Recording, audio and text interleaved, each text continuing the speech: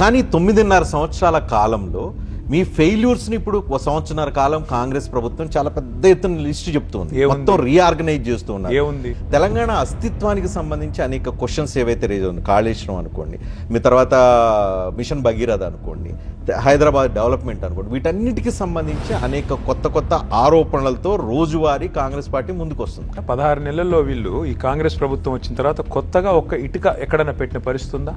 కొత్తగా ఒక నిర్మాణం ఏదైనా జరిగిందా? ఒక ఇందిరమ్మ ఇల్లు నిర్మాణం జరిగిందా? ఒక ప్రాజెక్టులో ఒక కాలువ కట్టారా? ఖమ్మం జిల్లాలో సీతారామ ప్రాజెక్టు పంప్ హౌస్లు ప్రారంభమయ్యాయి. పూసుగూడెంలో సీతారామ ప్రాజెక్టు లిఫ్ట్ ఇరిగేషన్ ప్రారంభించారు సీఎం రేవంత్ రెడ్డి. ఆదిలాబాద్ జిల్లా రామ్నగర్ లో ఇందిరమ్మ పథకం లబ్ధిదారులు గృహ ప్రవేశ వేడుకలో పాల్గొన్నారు కలెక్టర్ రాజర్ శిషా. జయ జయ హే తెలంగాణ జననీ జయ కేతనం. రేవంత్ రెడ్డి ఏం చెత్తగా ఉన్నారు, రేవంత్ రెడ్డి వచ్చింది ఇందిరమ్మ ఇల్లు, వచ్చింది ఇల్లమ్మ ఇల్లు.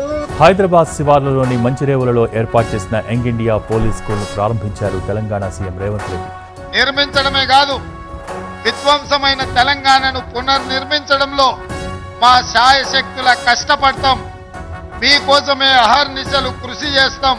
జై తెలంగాణ, జై జై తెలంగాణ.